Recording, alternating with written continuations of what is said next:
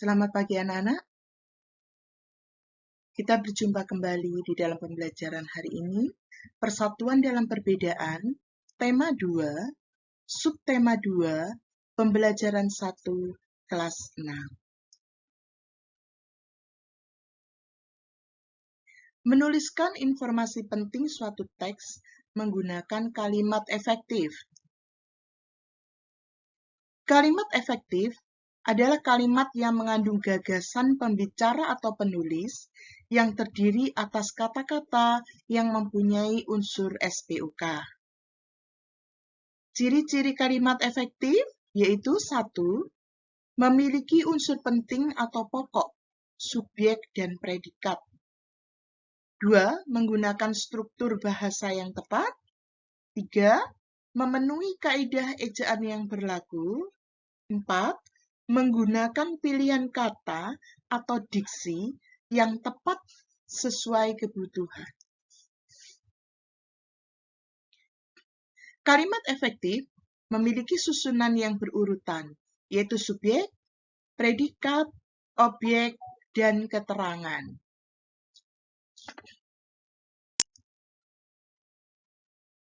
Perhatikan contoh kalimat efektif berikut.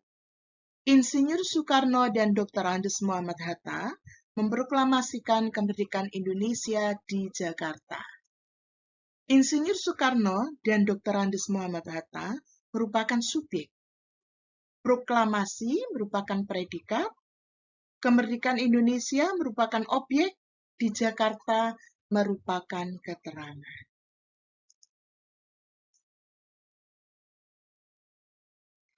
Nah, anak-anak,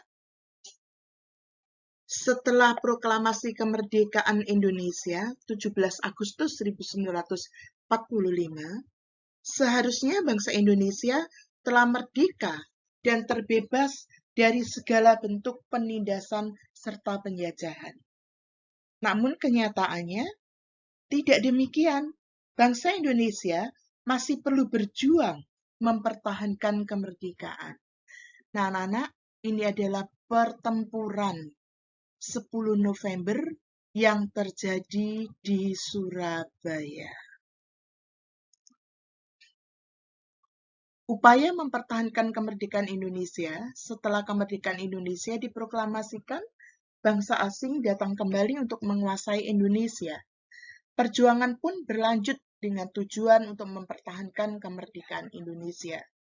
Perjuangan tidak lagi bersifat kedaerahan, melainkan bersifat nasional.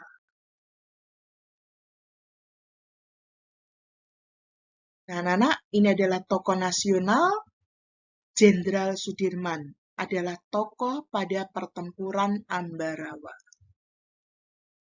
Pertempuran-pertempuran yang dilakukan sebagai upaya mempertahankan kemerdekaan Indonesia adalah pertempuran Medan Area di kota Medan, Sumatera Utara, pertempuran Ambarawa di kota Semarang, Jawa Tengah, Bandung Lautan Api di kota Bandung, Jawa Barat.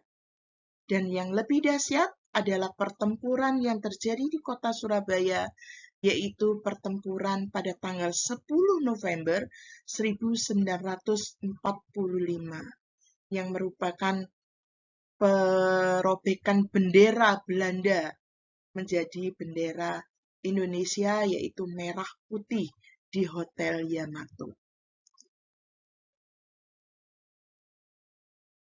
Anak-anak, beberapa pembelajaran yang lalu kita sudah belajar tentang adaptasi tumbuhan. Nah, hari ini anak-anak kita belajar tentang adaptasi hewan. Tuhan menciptakan makhluk hidup dengan segala keunikan dan keistimewaannya, tidak terkecuali hewan. Keunikan dan keistimewaan hewan tersebut kita kenal dengan ciri khusus. Ciri khusus pada hewan tersebut mempunyai hubungan yang sangat erat dengan tempat tinggalnya. Misalnya, ikan memiliki insang untuk bernafas di dalam air. Cicak memiliki perekat pada kakinya untuk dapat menempel di dinding. Dan bebek memiliki selaput pada kakinya agar dapat berenang di air. Nah, anak-anak, ini yang dimaksud dengan selaput pada kaki bebek yang digunakan untuk berenang di air. Kemudian bebek juga memiliki paruh yang agak panjang dan lebar. Bebek memiliki ciri khusus yang disesuaikan dengan tempat tinggalnya. Bebek hidup di darat, namun bebek mencari makanan di dalam air. Ciri khusus yang dimiliki bebek untuk mencari makanan berupa paruh yang agak panjang dan lebar pada bagian ujungnya. Bebek mencari makan di air, seperti kolam, sungai, sawah, atau danau yang dangkal. Bulu bebek dilapisi oleh minyak, sehingga tidak basah jika terkena air. Ketika bebek keluar dari air dan berada di darat, bebek mengibas-ngibaskan bulunya sehingga air yang menempel di tubuhnya keluar semua. Nah, Nana, apa saja ciri-ciri dari bebek? Memiliki paruh, tadi agak panjang dan lebar. Memiliki kaki yang lebar dan berselaput, bernafas dengan paru-paru, berkembang biak dengan bertelur, kelompok unggas, memiliki tulang belakang. Ciri-ciri habitatnya adalah hidup di darat dan perairan seperti danau, kolam, dan rawa. Ayam, apa ciri-cirinya? Ciri-ciri ayam yaitu hewan berkaki dua, memiliki bulu, termasuk ke dalam kelompok unggas, memiliki paruh yang runcing untuk mematuk makanan di tanah. Berkembang biak dengan bertelur, ciri habitat ayam adalah terdapat di daratan seperti hutan, pertanian, perkebunan, dan lain-lain. Nah, ini adalah ikan anak-anak yang hidup di dalam air, yaitu ciri-cirinya adalah memiliki sisik dan lendir, memiliki sirip untuk berenang, bernafas dengan insang, hewan berdarah dingin, berkembang biak dengan ovipar, ovovivipar, dan vivipar. Jadi habitatnya adalah hidup di perairan ataupun lumpur. Nah, ini adalah cicak. Ciri cicak yaitu hewan melata, memiliki kulit yang bersisik, memiliki ekor yang panjang dan dapat putus yang disebut autotomi, termasuk hewan berdarah dingin, berkembang biak secara ovipar atau bertelur. Ciri-ciri habitatnya yaitu dapat hidup di kondisi cuaca dingin maupun panas dan lebih banyak hidup di sekitar manusia, yaitu di dalam rumah yang menempel di dinding.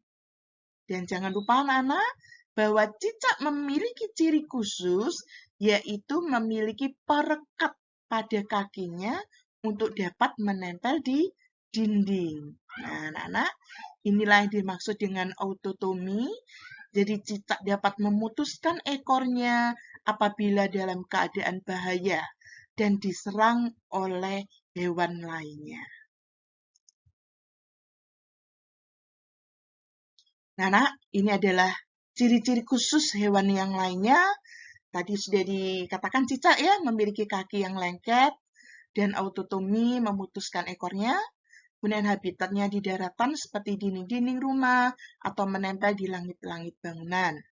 Kemudian unta memiliki punuk untuk menyimpan cadangan makanan sehingga mampu bertahan hidup. Habitat unta ada di gurun pasir atau daratan. Kelelawar memiliki alat pendeteksi benda yang disebut dengan ekolokasi. Jadi, dengan adanya ekolokasi, kelelawar dapat menentukan di mana tempat makanannya atau mengapa kelelawar tidak tertabrak oleh dinding pada malam hari. Itu karena memiliki alat yang disebut dengan ekolokasi, pendeteksi benda. Habitatnya ada di cabang pohon atau gua. Kemudian bebek memiliki selaput pada kakinya sehingga dapat bergerak di air. Habitatnya di darat seperti di daerah kering maupun air, serta daerah berlumpur. Burung hantu memiliki kepala yang bisa memutar ke belakang untuk melihat kondisi di sekitarnya dengan cepat. Habitatnya di pepohonan tinggi, sekitar 1.600 meter di atas permukaan laut. Bunglon mampu mengubah warna kulitnya dengan cepat untuk menghindari bahaya dan membantunya mendapat makanan. Habitatnya di pohon atau semak-semak.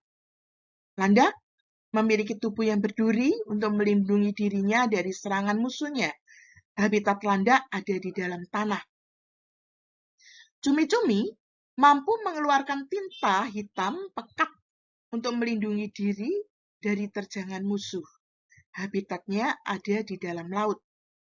Terenggiling mampu menggulungkan tubuhnya seperti bola untuk melindungi diri dari musuh.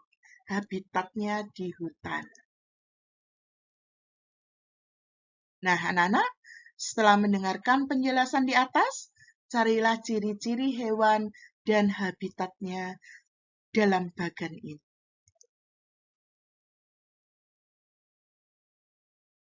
Nah, anak-anak, kita cukupkan pembelajaran kita hari ini. Terima kasih. Tetap semangat belajar dari rumah, tetap jaga protokol kesehatan.